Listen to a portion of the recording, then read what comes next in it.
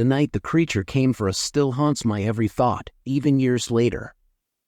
It all started on a crisp autumn evening when my friends and I decided to escape the noise of the city for a weekend camping trip in a remote part of the woods.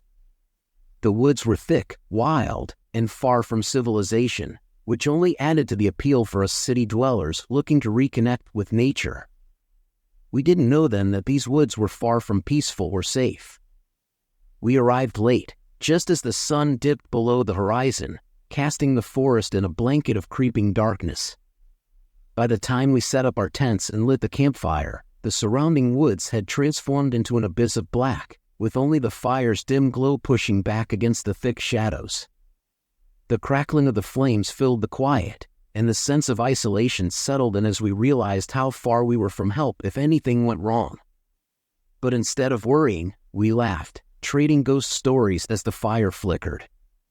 As the night wore on, the ghost stories became more vivid, more frightening. Bruce, the group's joker, told one about a haunted cabin in these very woods where hikers disappeared without a trace. His tone was playful, but there was something in his eyes, a flicker of uncertainty, like he didn't fully believe it was just a story. Henson chimed in, adding his own twist about an old hunter who had supposedly encountered a monstrous creature in the forest, something he never escaped from. I tried to laugh along with them, but the stories left me with a nagging sense of dread. The night seemed to grow colder, the woods more foreboding. It wasn't long before we all began to feel like we weren't alone. The stillness was unsettling, the way the woods absorbed every sound. We brushed it off, though, convincing ourselves it was just the eerie atmosphere we had created with our stories. We weren't scared, or at least that's what we kept telling each other.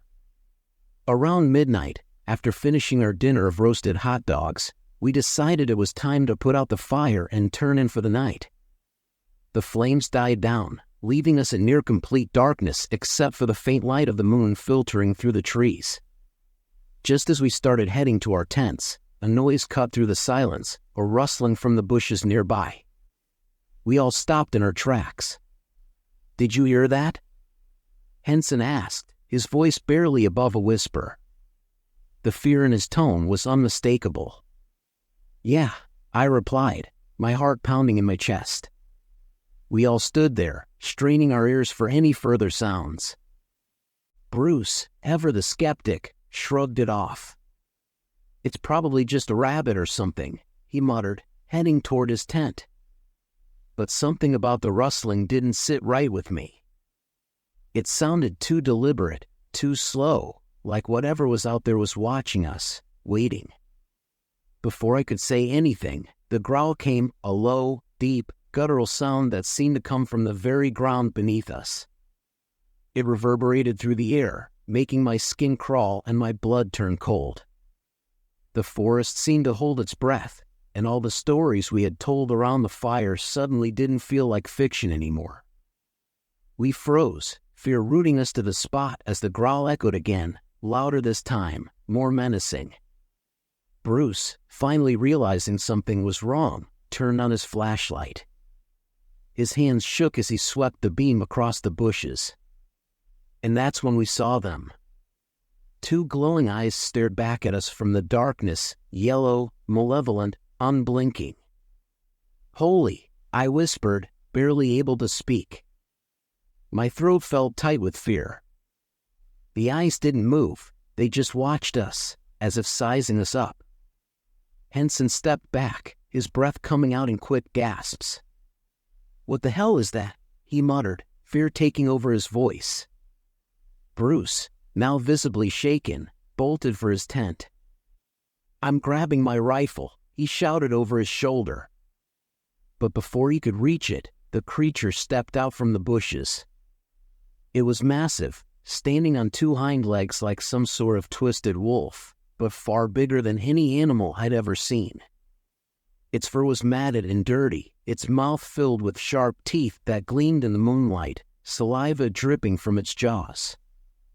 The creature let out a howl so deafening, so primal, that it forced us to our knees, clutching our ears in agony. The noise seemed to cut through the night like a blade, slicing into our very souls. And then, just as quickly, there was silence. When I dared to look up, I saw Bruce standing frozen, his rifle clutched in his hands. He pulled the trigger, the gunshots echoing through the forest. 1 shot. 2 shots.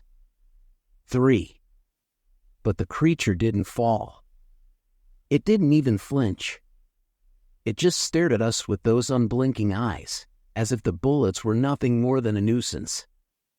That's when it charged. I had never seen anything move so fast. One moment it was several feet away, and the next it was almost upon us, its massive form tearing through the underbrush with terrifying speed. Panic surged through my veins as I turned and ran, my legs burning with adrenaline-fueled terror. We sprinted through the woods, the creature's footsteps heavy and fast behind us. I could hear its breath, ragged and animalistic, growing closer with every second. My lungs screamed for air, my heart thudding in my chest as I pushed myself to go faster. I glanced back just once. Big mistake. The creature was right there, no more than a few feet behind me, its glowing eyes locked on mine with a hunger that made my blood run cold. And that's when I tripped. My foot caught on a tree root, sending me sprawling onto the ground with a sharp cry of pain. Henson, hearing me fall, stopped and turned back. His face was pale, eyes wide with fear, but he didn't hesitate. He grabbed my arm, pulling me to my feet. Just as I stood, a searing pain ripped across my back. I screamed as the creature's claws tore into my flesh, hot blood soaking my shirt. But I didn't stop. I couldn't. We ran, barely making it to the trucks. My hands trembled so badly I couldn't get the key into the lock. The creature was closing in, its growls growing louder, more menacing. Finally, I unlocked the door, threw myself inside, and slammed it shut just as the creature lunged at me. It pounded on the roof of my truck with enough force to make the entire vehicle shake, its howls reverberating through the night. My heart pounded as I scrambled to start the engine, but before I could even put it into gear, the creature leaped onto the hood. Its eyes glowed with a sinister light as it began to claw at the windshield, each swipe leaving deep gouges in the glass. Bruce and Henson had already started their trucks. In a panic, I unlocked my door and dove into the back of Bruce's truck just as he floored it, the tires kicking up dirt as we sped away. I looked back, and there it was, the creature, still perched on the hood of my truck, watching us go, its glowing eyes burning into my memory.